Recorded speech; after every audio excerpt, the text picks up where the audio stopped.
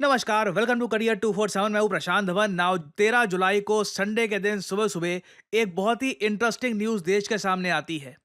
उल्फा आई, एक ऐसा ग्रुप जो भारत को तोड़ना चाहता है, आसाम स्टेट को भारत से अलग करना चाहता है। ये लोग सोशल मीडिया पर एक प्रेस रिलीज करते हैं। वहां पर ये लोग कहते हैं कि भारतीय सेना ने हम पर बहुत ही बड़ा ड्रोन अटैक किया है, एक बड़ा हमला हुआ हम पर। ये लोग एक्चुअली म्यांमार में छुपे हुए थे। अब मैं आपको अगर मैप में दिखाऊं, यहाँ पर इधर यहाँ पे आप लोग देख पाओगे, ये आसाम स्टेट है और ये यहाँ पे है म्यांमार।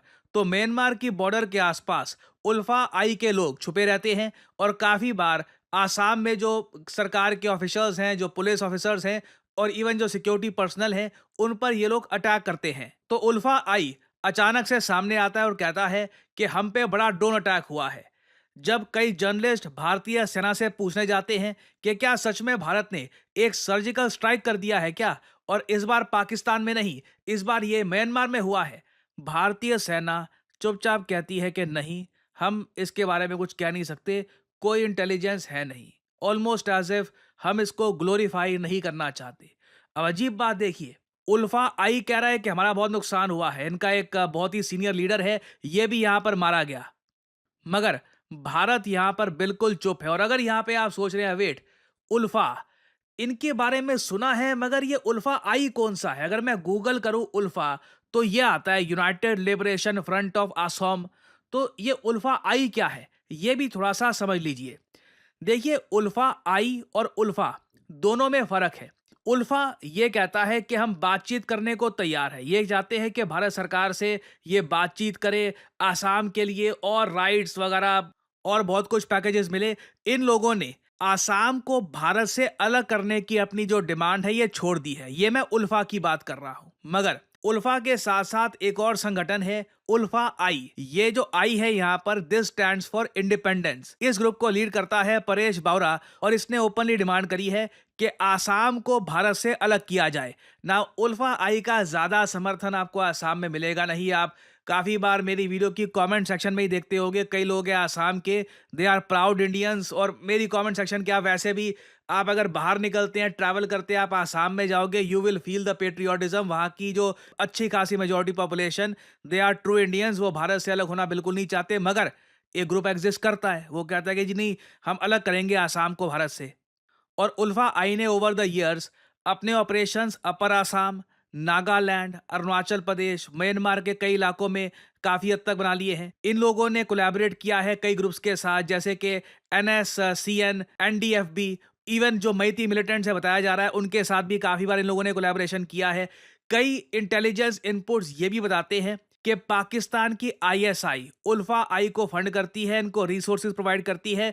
कई जो चाइनीज एंटिटीज हैं वो इनडायरेक्टली इनको सपोर्ट करती है। काफी बार चाइनीज मेड वेपन्स मिले हैं इनके यहाँ से, जब भी इनके जो मिलिटेंट्स हैं मारे जाते हैं। और भारत लंबे समय से म्यांमार को ये कहता आया है कि म्यांमार का जो सगाइंग रीजन है, वहां पर ये लोग छुपे रहते हैं। जब भी इनको मार पड़ती है भारत में, ये भागकर चले जाते हैं म्यांमार के जंगलों में, वहां पर खुद को वापस रीबिल्ड करते हैं और फिर से नए अटैक्स लॉन्च करते हैं। तो अगेन इस बार जो ये न्यूज सामने आई है कि जो सीधा यहाँ पर म्यांमार के जंगलों में उल्फा आई के लोग छुपे हुए थे, एक मैसिव ड्रोन अटैक होता है। बताया जा रहा है 100 से ऊपर ड्रोन भेजे गए, पूरा आसमान ड्रोन से ढक गया। लगातार वहां से फिर वो लॉइटरिंग म्यूनिशंस बरसा रहे थे और बहुत सारे जो उल्फा आई के लोग हैं इस तरीके से मारे गए। ये एक अगेन रिपोर्ट किया जा रहा है न्यूज आउटलेट्स में।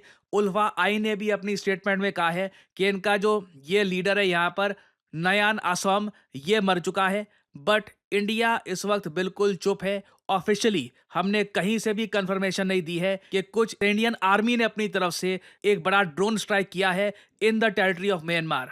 अब यहाँ पे आपका एक सवाल आएगा, अच्छा ठीक है, ये जो उल्फा आई के लोग हैं जो आसाम को तोड़ना चाहते हैं भारत से, ये काफी बार म्यांमार के जंगलों में छुप जाते हैं, तो क्या हम ये कहें कि म्यांमार संरक्षण प्रोवाइड करता है इन ग्रुप्स को?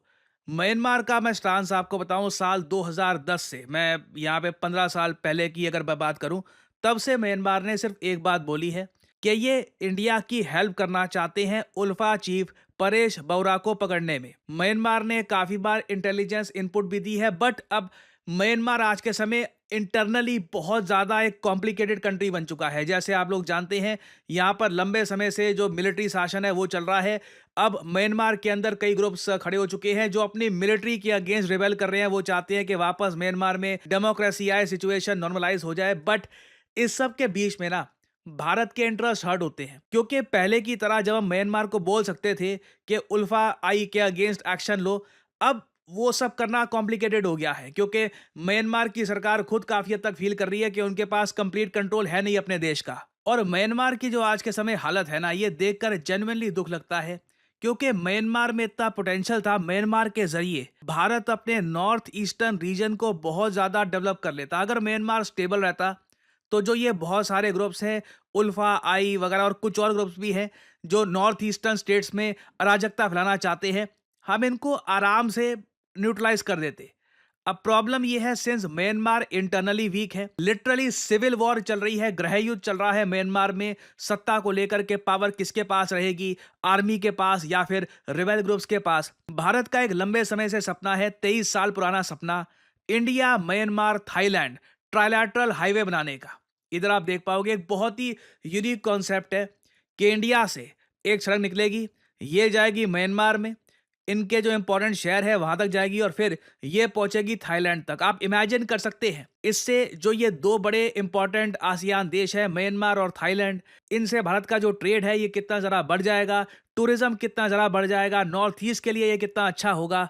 और अगर आप सोच रहे हैं कि ट्रेड में इससे कितना बूस्ट आएगा, देखो इंडिया आसियान देशों का एक फ्री ट्रेड एग्रीमेंट भी एग्जिस्ट करता है। हालांकि पीयूष गोयल साहब ने रिसेंटली कहा है कि उस फ्री ट्रेड एग्रीमेंट को रिवाइज करने की कोशिश की जाएगी ताकि भारत ज़्यादा एक्सपोर्ट कर पाए आसियान को। मगर फिर भी आप अगर देखें, इतना पोटेंशियल है, बट अनफॉर्चुनेटली जो ये ग्रुप्स हैं जिनको काफ़ी बार पाकिस्तान और चाइना इंडायरेक्टली फंड करते हैं, इस वजह से भारत को कई दशकों तक जो इकोनॉमिक फ़ायदा मिल सकता था वो मिला नहीं है।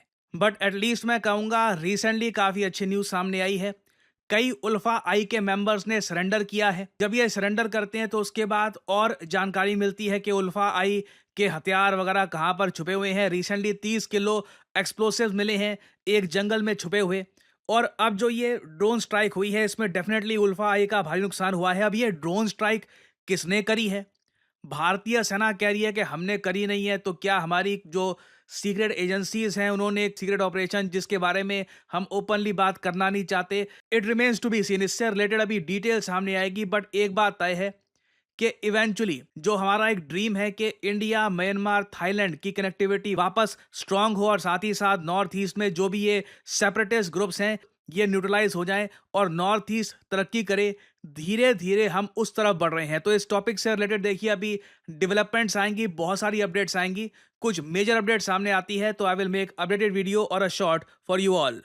देखिए कभी किसी ऐसी वेबसाइट पर जाइएगा जहां पर कंपनीज जॉब पोस्ट करती हैं और आप वहां पे नोट करेंगे डेटा एनालिस्ट की डिमांड लगातार बढ़ती जा रही है। चाहे आप मुंबई में हो, दिल्ली में हो, कोलकाता में हो, कहीं भी हो, सैलरीज ऑब्वियसली रेंज करती है आपके एक्सपीरियंस पे, मगर आप महीने का आराम से 20-25 से लेकर इवन 50-60 हज़ार भी कमा सकते हैं, depending on your experience, depending on your skill. और डेटा एनालिस्ट का इम्पैक्ट हर इंडस्ट्री में देखा जा रहा है। कॉर्पोरेट वर्ल्ड में ऑब्वियसली देखा जाएगा, उसके अलावा मेडिकल साइंस में, इवन क्रिकेट में आर्टिकल्स पब्लिश हो रहे हैं। इधर 4 दिन पुराना आर्टिकल है कि किस तरीके से डेटा एनालिटिक्स ने क्रिकेट को ऑल टुगेदर ट्रांसफॉर्म कर दिया है। रीजन मैं आपको बताता हूं।